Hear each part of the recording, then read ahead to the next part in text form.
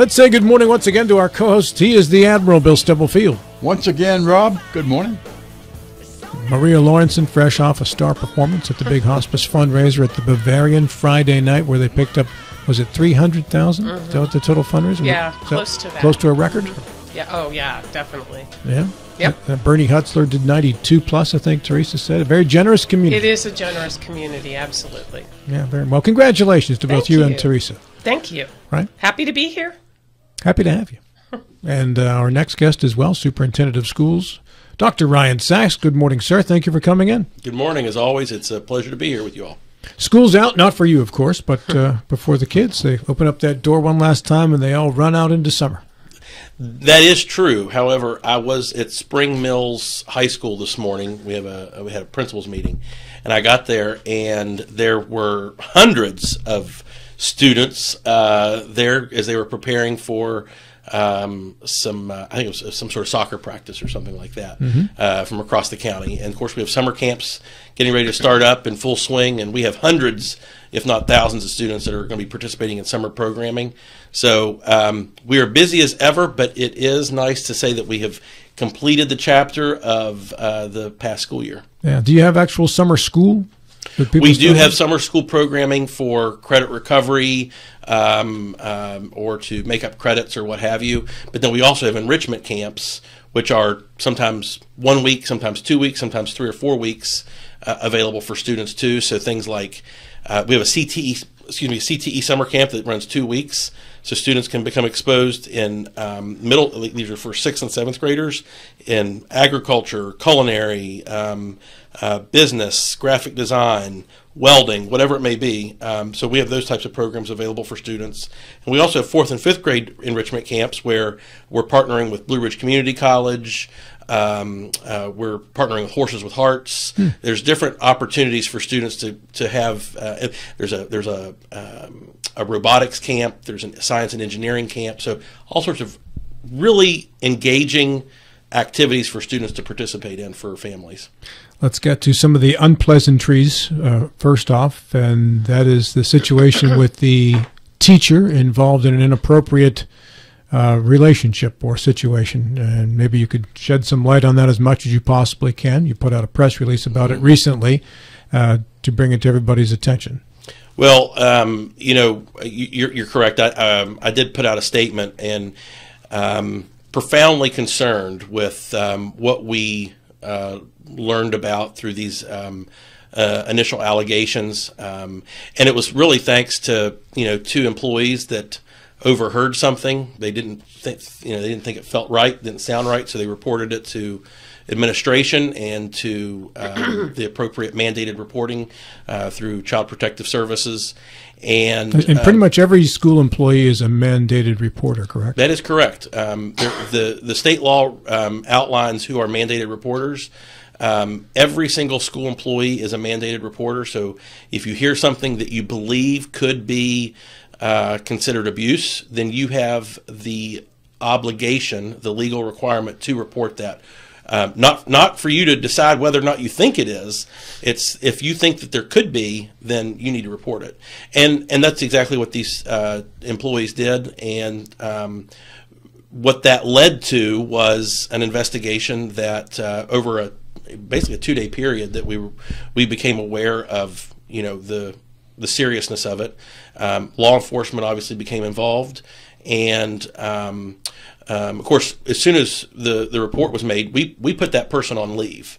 And when we originally it was originally paid leave, and then what happened was we learned how egregious it was, and then we moved him to unpaid leave, and then of course the arrest happened. And when the arrest happened, all of that became public. It was public knowledge because there was a public arrest warrant.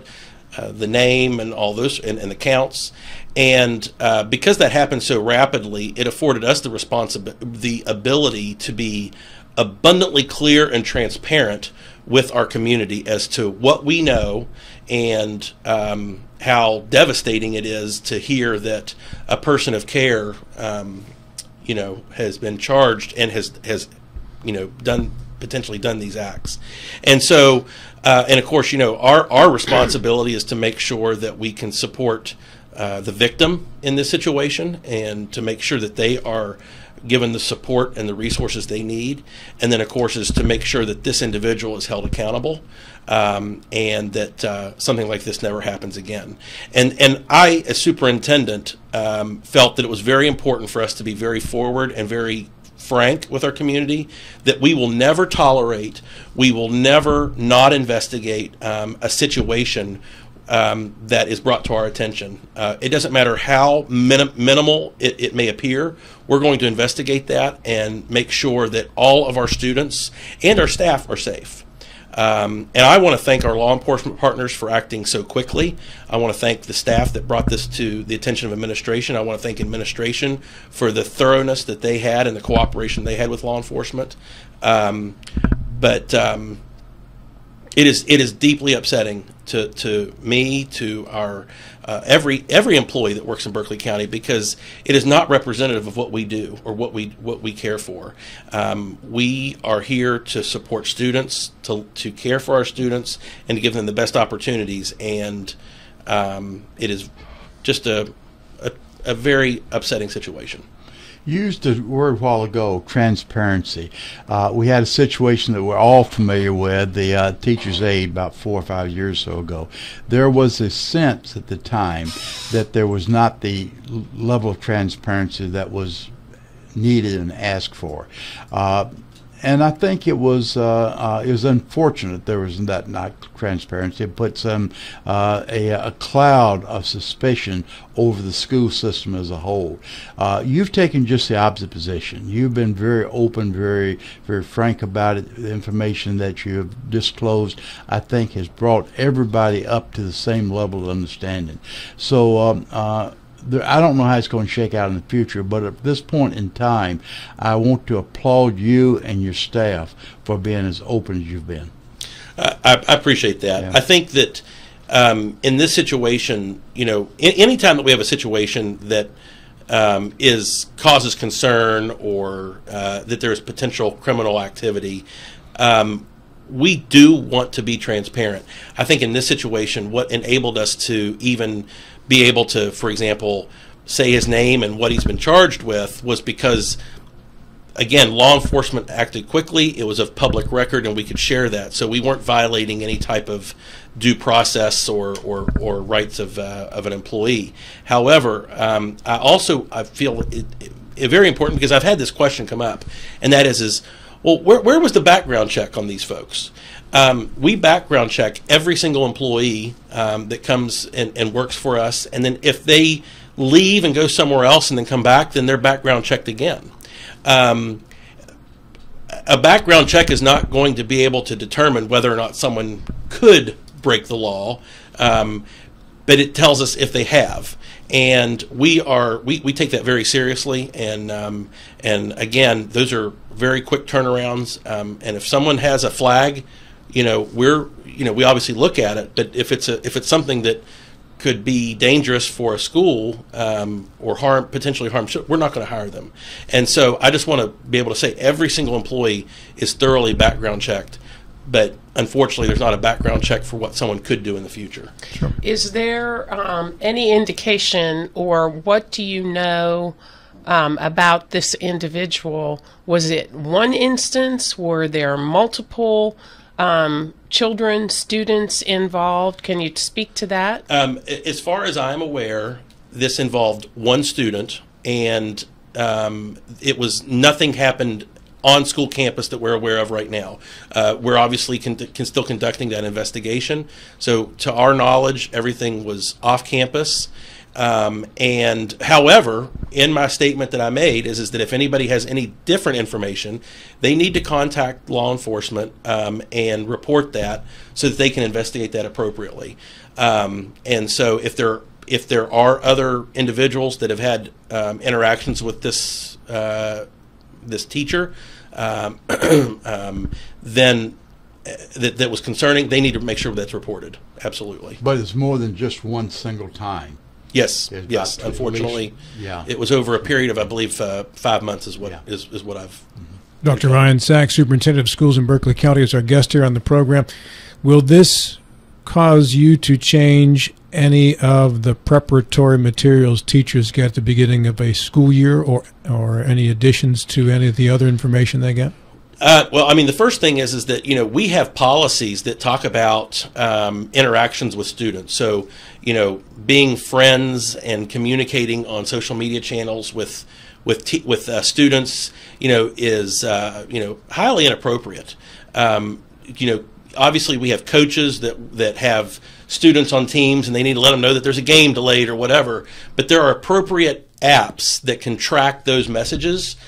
So, you know, I think that reinforcing that expectation is something that we need to do, and I apologize. When I get serious, I tap the table, so I apologize. Try to tap your legs. Yeah, I need to tap my legs. You're making noise, Dr. Saxe. But I think that it is incumbent upon us to say, you know, these are the appropriate ways in order to message, and I would, you know, also say that that we have policies in place that prohibit certain things. And again, I think that what we've done a good job in is making sure that we tell our staff, if you see something that is concerning, report it. If you see something, say something. It's a fundamental responsibility of every single employee. And I think we've done a good job in that, as reflected here. So, picking up on that, do you have sufficient staff to follow up on every suspicious issue? Let me pick up a second. Mm-hmm. If you have all your employees looking for something that doesn't seem right, that could be wrong, and they report it to your office, I would think you could be overwhelmed in short time unless you have a sufficient staff to address everyone with the seriousness which is appropriate. Well, a lot of times, you know, if it's a situation at a school, the first person that's going to be required to investigate that is the administration, the principal. So if, let's say that there is a report made to Child Protective Services, we get a report that says, hey, we got a call on this. We're not picking it up because we don't think that it rises to the level of potential abuse, but it may be a breach of your policy, so you may want to investigate that. So that comes into my office and over in our pupil services, and they're going to reach out to the principal depending upon what was in the report, and they're going to say, you need to investigate this and report back, or they're going to assign an investigator from our district office. You know, obviously that creates, you know, when you think about the building principal, who's the instructional leader, who needs to be monitoring instruction, it obviously creates more time away from the other things that they need to be able to address. But this is a very, you know, time-sensitive, important priority that has to be made you know, processed, and they're going to give it the due diligence that it requires. I think we could always say that if money was not an option, we would like to be able to have more people that could do that. But we have a really good team of well-trained folks to investigate bullying, harassment, Title IX complaints out of our Pupil Services office. And do they work long hours? Yes. Do they you know, have to shift other responsibilities to address these things? Yes. But that will always be the priority, is to investigate claims and make sure that our students are absolutely safe every single day when they're in our care. Is the appropriate step when a complaint like what happened in the most recent teacher situation, is the first call from that to the police, the sheriff's department in that particular case, or is the first step the principal investigates the claim to see if it's true or not? If someone has the suspect of someone assaulting another individual, your first call should always be to Child Protective Services and the police, and then a follow-up call to us. The thing is that we work really well with our law enforcement partners. We work really well with Child Protective Services, so that if they get a report on someone who they know is one of our employees, they're going to call us and say, hey, we have this report, so that we can go ahead and put that person on administrative leave while it is investigated thoroughly. And again, I say that is if Child Protective Services or law enforcement is going to investigate something, not dismiss it, but if they're going to investigate it, we are required to put that person on leave, and we will do that. Sometimes based upon what, let's say it's not potentially well known at the beginning that it's criminal, you know, we may assess that whether or not if that person stays in the building, is it going to hinder the investigation, or is there a safety concern to students? Because sometimes it might be something that happened out in the community and it doesn't directly impact students. So we have to assess that. But 9 times out of 10, if we're concerned that there's, well, 10 times out of 10, if we're concerned that it could affect students, we're putting that person on leave until the investigation can be completed. You've had a couple of high-profile situations this year with personnel that you've had to deal with. One involving a coach, one here with the teacher. Those are the tip of the iceberg, so to speak. Are those isolated incidents? Are you concerned that there's more under the surface that you don't know about? Should parents feel safe sending their children to Berkeley County schools this upcoming year? I do think that they're absolutely isolated. You know, we have 3,500 employees, and we do our very best to make sure that everyone is vetted and that they understand the policies. And I think that, you know, unfortunately, we've had a couple situations that have arisen that have been very, very concerning. However, I would absolutely say that our employees in Berkeley County Schools, 99.9% of them have, you know, the love and the admiration and the care, the moral, imperative to provide the best opportunities for our students to grow, to learn, and to thrive. And while we have uncovered a few bad actors, a few people that I would say have made some misjudgments, maybe not even intentionally, and I'm not talking about this current situation because that is heinous in my opinion, but some of these other situations where you know, they've had, whether it be we had an investigation with a coach, and the way that the players were acting and those sort of things. You know, I think that there were some missteps there. And, you know, when we have someone who has broken a rule or a policy, we have a responsibility to determine whether or not is that correctable, or is it not correctable. And if it's not correctable, then we're gonna show them the door. If it is correctable, we're going to work with that person to help them improve, because again, you know, we're human. Sometimes we make mistakes. In this situation that we're talking about, though, there is zero tolerance for it. We're not going to stand for it. We're not going to cover for it. We're going to show those people the door, and we're going to work with law enforcement to make sure that those people never hurt anybody else ever again. Do you think, Dr. Saxe, that a situation like this or the one earlier this year, does it sort of put people on high alert? So, you know, you just kind of wonder, do people then have a tendency to over-report? Well, maybe, but maybe not. And do you get any sense of that? Is there like a flurry of complaints then that come after a situation like this, come after the coaching situation, or not so much? You know, I think that well, first off, I don't think that there's ever an over report. I'll be honest with you. I would rather someone that is not sure report it. Let us look into it. And you know, I think that sometimes it's like you hear that and you see something like this in the news and you realize, oh, this is closer to home than I feel comfortable about. And then you may say, well, you know what, I saw this and I didn't really like it. I didn't feel like it was really appropriate, so maybe I should report it. You know, again, we want to make sure that every single person that comes into contact with our students, whether it is an employee, a volunteer, a coach, whatever that may be, is that they are above board in every single interaction. They are the adult. They are the person that our students should look up to. They should be modeling appropriate interactions. And if we have someone who is not, intentional or not, we have a responsibility to correct it. And so I don't see that. I do see that sometimes it's like, you know, like, hey, I saw this and I didn't think it was appropriate. Like, you know, why was this, you know, why was this student, in this picture, or whatever, whatever it may be, and we have a responsibility to investigate it. You got some assessments recently?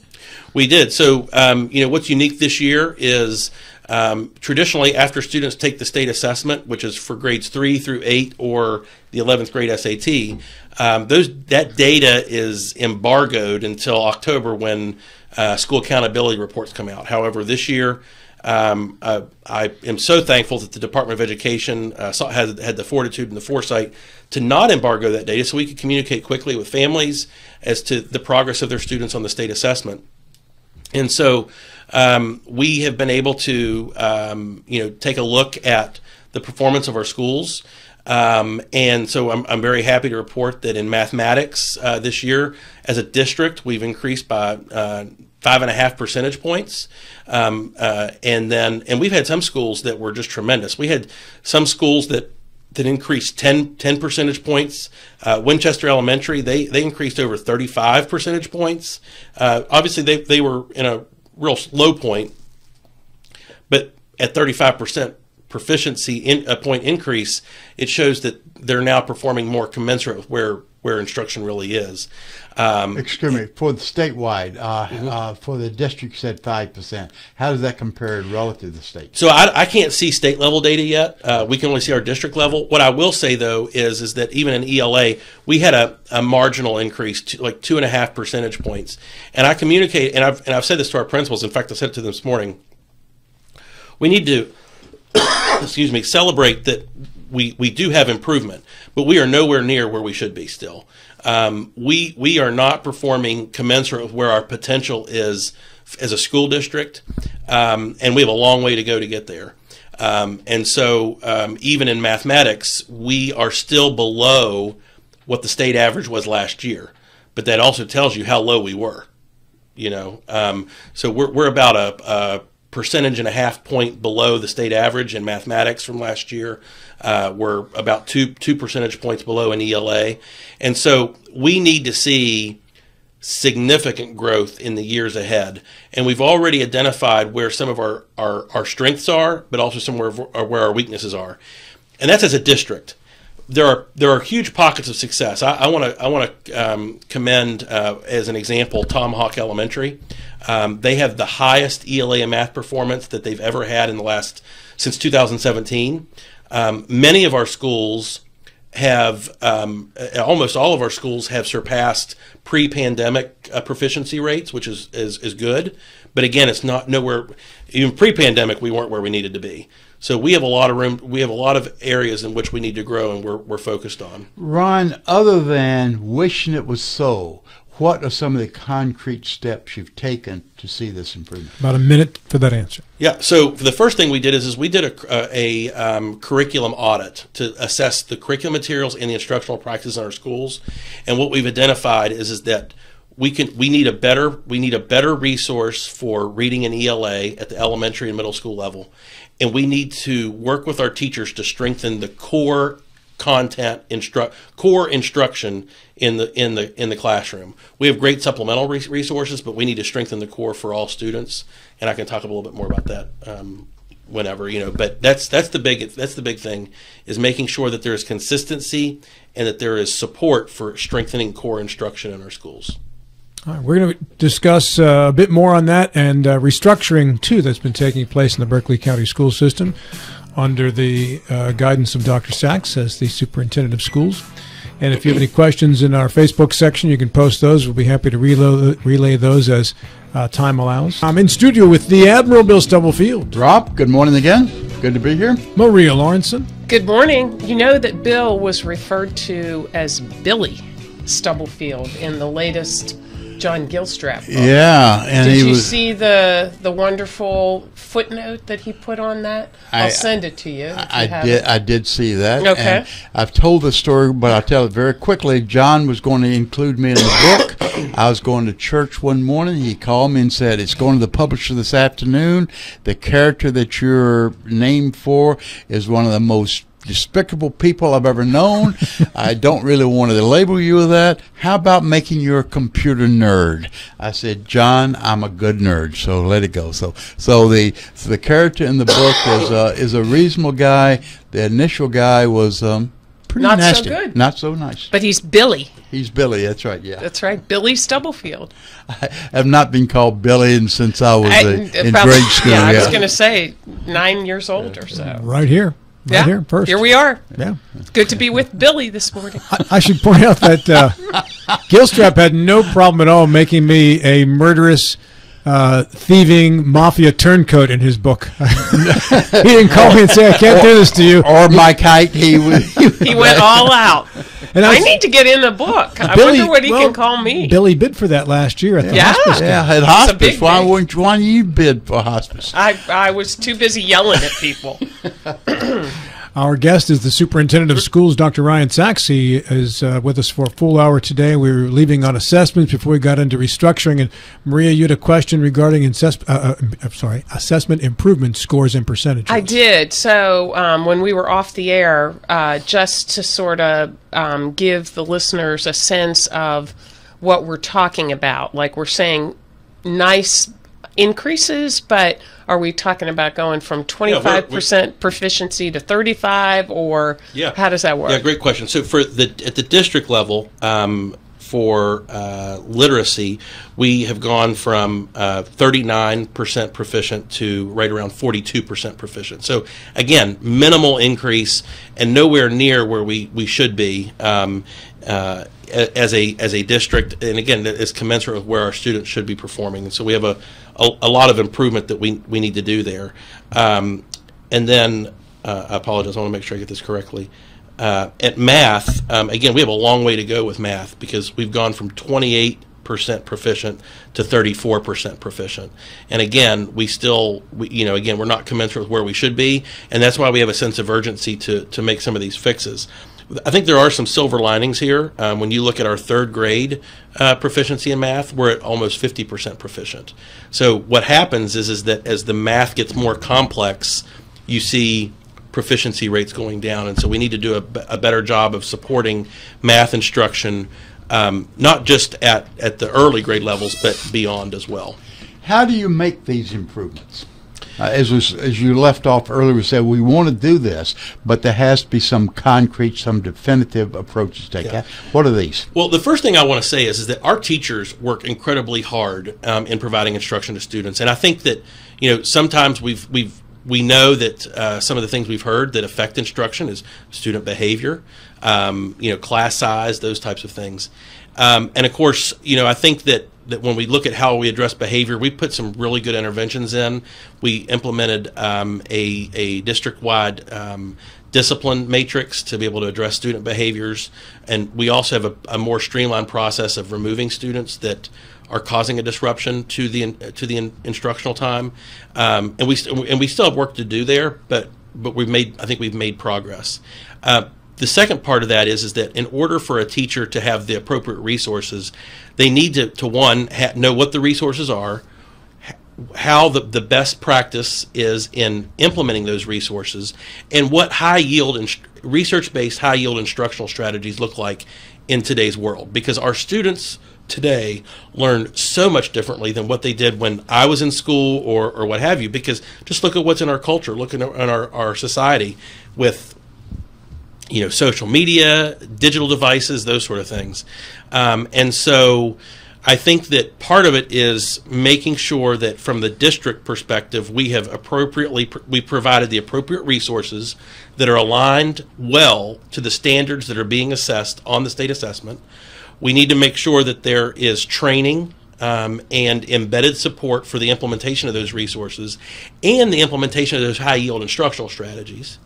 And that we are making sure that we are progress monitoring how well our students are doing so that we can make instructional changes periodically instead of, keep kicking the proverbial can down the road and saying, well, we hope they get it later. And I don't think that anybody intentionally does that, but we need to make sure that we have support mechanisms from the district to the schools in order to do that, because they are so strapped with time and their own resources. And the second thing is, I think we can do a better job of involving families in the progress of their students. Doing a 9-week report card that says they got an A, B, or C, I think we can do a better job of communicating with families as to how Johnny or how Susie are progressing in becoming proficient readers, how they're doing in their mathematics, how are they doing in their other studies. And so I think that it's threefold. It's making sure that our teachers and our schools are equipped with the right resources and the appropriate support. It's making sure that we clearly define our expectations for what should be occurring in every single classroom, every single day, and it's involving our families in the learning process with our students. So we know that some students are just not good test takers. That's right. And we know that the test, the statewide assessment, is just one piece of the whole learning spectrum. So 2 questions, about some teachers teaching to the tests. Mm-hmm. Number 1, does that happen? And then number 2, does every student take the test? Do you, without going into a whole lot of details, do students with IEPs take the state assessment? That kind of thing. Can you address those? Well, the first thing I would say is that first of all, yes, all students take an assessment. Now, some of our more challenged students will take an alternate assessment for accountability purposes based upon what their abilities are. But for example, 95% of our students, and actually it's probably higher than that, but we have to hit the 95% mark, take the state assessment. Now, some of them may have accommodations like having the test read to them or extra time or what have you. So those accommodations are sometimes in place. But 95% of our students take the test. I would say, for those that say, do we teach to the test, I would say, well, if we were teaching to the test, our performance should be a whole lot better, to be quite frank. I think that what we have to be able to do is we have to make sure that the standards and the level of rigor behind the standards that have been adopted are taught, and that we teach our students how to be critical thinkers, so that when they get to a test question they don't understand, that there can be purpose behind how they select the best question, the best answer. And so I think that, and honestly, that's a lifelong skill that we should be teaching. And so I do think that we sometimes need a better understanding of the level of complexity of test questions that are aligned to our standards, and so for example, understanding, this standard that's talking about photosynthesis, for example, do you just need to know what the process is, or do you need to know, for example, a deeper analysis of that process for answering that question? Because there are different levels of complexity in questions on the assessment also. And how many students care? How do you emphasize this is important? This is how do you drill that in? Well, I think that a part of that is just culture. I think it's the culture of learning in the school. I will say that the adage that, we over-test our students, to some extent, in years prior, it was probably true. Because what was happening is we were assessing our students, but we weren't doing anything with the information. We have to be able to assess students both formatively through progress monitoring, so that we can modify instruction from 1 week to the next, or from 1 quarter to the next, to make sure that they have acquired the skills or the understanding of standards, and we can make sure that it's been reinforced. The second part of that is when it comes to a summative assessment, like a state assessment, is what are we doing with that information, and how are we making sure that we are using that information to inform families of how well their child is doing. And I will tell you, with the Third Grade Success Act, which is a great piece of legislation, if students on the state assessment in 3rd grade in reading are not proficient, then we are required by law to hold them back for a year of 3rd grade. And that will be coming into effect in the next year and a half. And so we are trying now to better communicate with our families as to how their students are doing from 1 quarter to the next, and saying, hey, your child is below level in reading, and if at third grade they are not proficient, then they'll be required to hold a year back.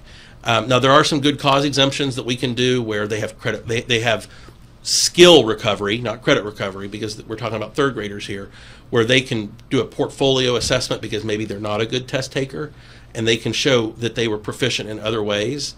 It could be through a diagnostic that we do in-house that says, no, they are proficient to promote them.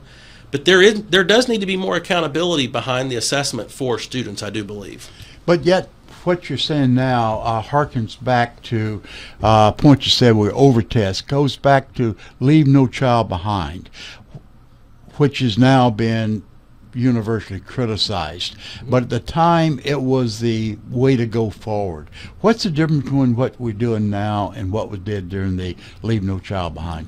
Well, I think that No Child Left Behind has received significant criticism, excuse me, rightfully so.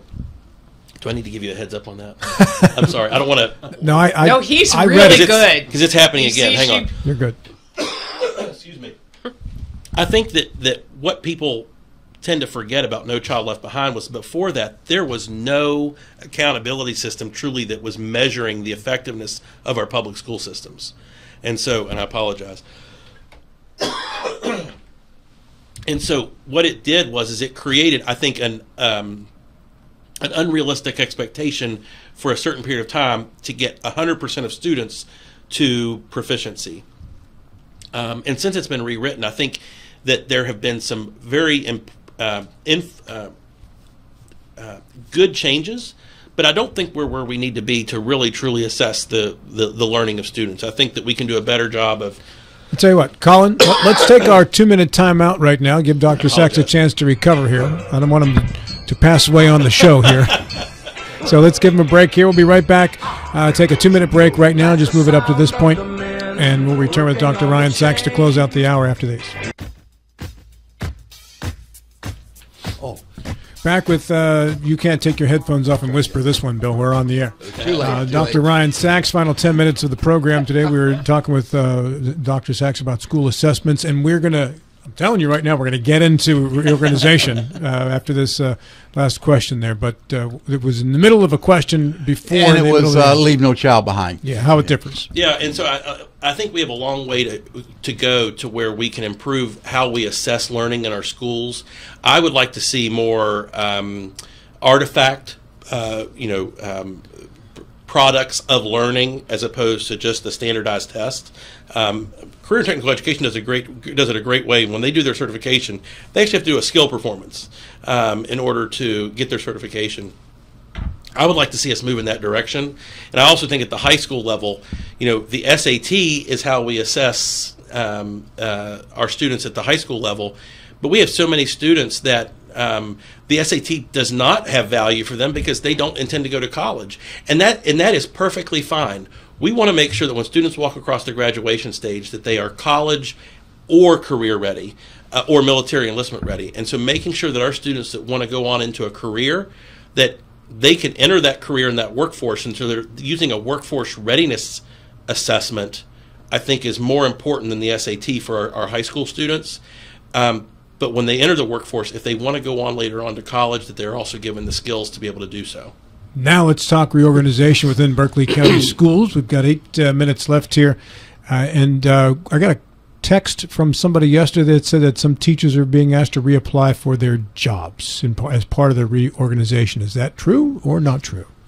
I am not aware of any situation where teachers would need to reapply. Sometimes what happens is there's programs that they're restructured, and if there's more than a 50% change, or there is a number of days, for example, if they're going from 200 to 210 days, we're required by code to repost that job so that everybody can have an opportunity, the most qualified candidate can get the job. But that's under restructuring. So I'm not aware of those situations, and I'd have to know more specifics to answer that. But yes, so the district has gone through restructuring, and honestly, the reason we went through restructuring is to do exactly what we talked about, is, again, from the boardroom to the classroom, a focus on what's going to be best for students. And unfortunately, sometimes what's best for students isn't always what's best for our adults. Because, we've been in a position for a period of time. We like that position. It works well for us. It works well for our families or what have you. But we have a need to meet the needs of our students in a slightly different way, or to support our teaching staff. And so that was the impetus behind the restructure. In addition, I think that, as I mentioned before, through my entry plan, my 100 Conversations in 100 Days, we did a superintendent stakeholder survey that had over 2,000 responses. I felt that we were very siloed in how we were providing support to schools from the district level. So, special ed was, doing great work, but they were sort of in their silo. They weren't communicating well with teaching and learning. And teaching and learning was doing a really good job, but they weren't always effectively communicating with pupil services. And so the restructuring was really designed to take care of those siloed effects, and it created two clear divisions in the district: operations and instruction. So, ready to get you there? Yeah, you're good. And so through this strategic restructuring of leadership, we were able to eliminate 10 district level positions, and that has an annual cost savings of over $1 million. And were those from the classroom or from the board office? Those are all from the district office level. So this is not school level restructuring. This was just district level restructuring with leadership. We reduced the number of assistant superintendents that we had. We originally had 5 assistant superintendents in Berkeley. We've gone to 2 deputies. While some of those assistants positions were restructured into executive director positions, the net there was still a loss of, I believe, 2 positions just at that. And to those people's credit that applied and were the successful candidates, they had significant pay reductions of $10,000 to $15,000 a piece. So they've been team players through this. They saw the bigger picture, and I applaud their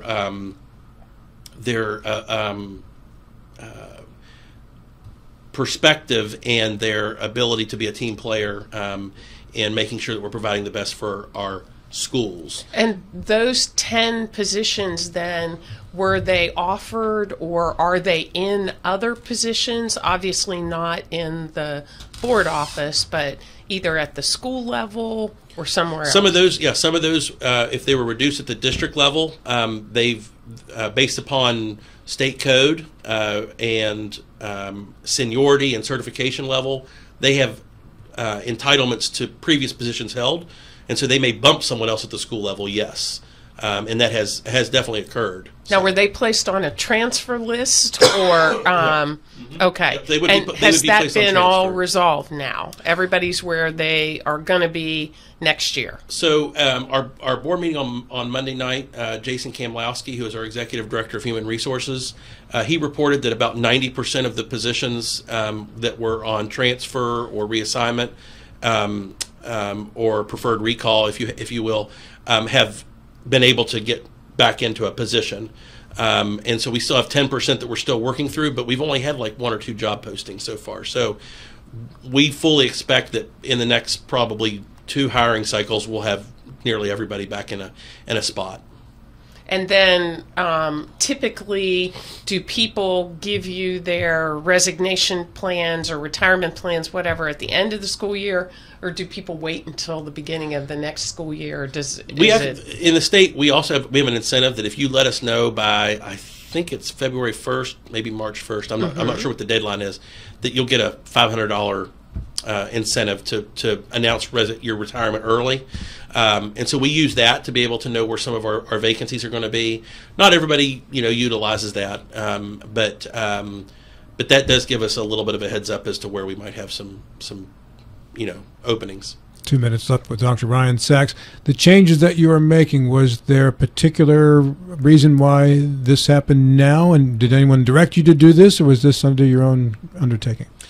Well, I think that when I came in, there was clearly a sentiment that from the public, that we're top heavy, and of course from the schools is, communication issues between the district and, clear expectations. So I was able to very quickly see that, and of course, when I came in, I could also see this myself as like, well, why isn't this office and this office talking more? And it was very evident that part of it was the structures were the greatest barrier. So, I think that for me, it was, this is my responsibility, is to make sure that we have an efficient running system. And if I see inefficiencies, then I need to be able to address it. What percentage of the changes that you want to ultimately make have you made so far? I would say close to 100%. We have. So I did say we have a net reduction of 10. That's even with adding 2 new positions. I want to clarify that.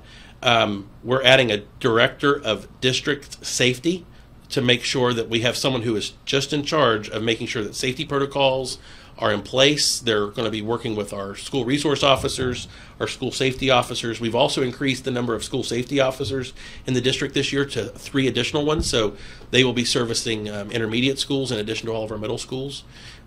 So again, we've had a net reduction of 10 while also adding additional support in other places. That music means you survived the hour, Dr. Saxe. I enjoyed it. I could go another hour if you want me to.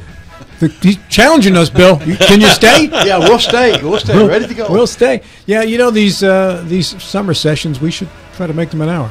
There we go. There's a lot of information to cover. Thank you so much for covering as much as you did today. Thank you.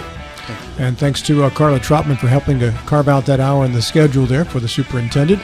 Our producer, Colin McLaughlin. The Admiral, Bill Stubblefield. Rob. Maria Lawrenson. See you in 2 weeks, I think. Dave Ramsey shows next. This is Talk Radio, WRNR Martinsburg and TV10.